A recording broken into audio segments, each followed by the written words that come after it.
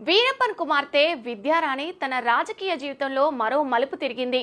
తొలుత పీఎంకే, తర్వాత బీజేపీ, ఇప్పుడు నాన్ తమిళన్ కట్టిలో కీలక పదవిని ఆమె అలంకరించనున్నారు.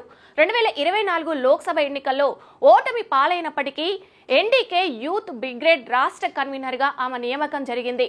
3 రాష్ట్రాలు తమిళనాడు, కర్ణాటక, ఏపీ పోలీసుల ముప్పు తిప్పలు పెట్టి 3 చెరువుల నీళ్లు తాగించిన గంధపు చెక్కల స్మగ్గర్లు వీరప్పన్ గురించి అందరికీ తెలిసిందే. ఆయనపై సినిమా కూడా వచ్చింది. ఇప్పటికే వీరప్పన్ నేర చరిత్ర గురించి కొన్ని ప్రాంతాల్లో కథలుగా చెప్పుకుంటారు. అయితే ఆయన కుమార్తె విద్యారాణి వీరప్పన్ రాజకీయాల్లో ఉన్న విషయం తెలిసిందే. గతంలో బీజేపీలో చేరి పలు పదవుల్లో పనిచేశారు.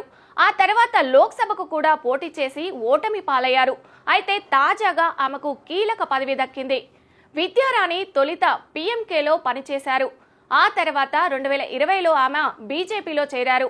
ఆ సమయంలో బీజేపీ ఓబీసీ విభాగ రాష్ట్ర ఉపాధ్యక్షురాలుగా పనిచేశారు.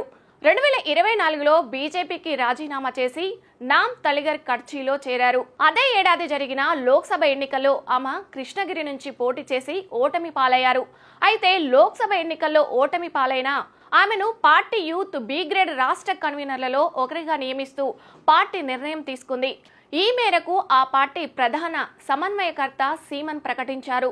తమిళనాడు అసెంబ్లీకి వచ్చే ఏడాది ఎన్నికలు జరగనున్న నేపథ్యంలో విద్యావానికి కీలక పదవిని అప్పగించడం ఆ రాష్ట్ర రాజకీయ వర్గాల్లో చర్చనీయాంశంగా మారింది.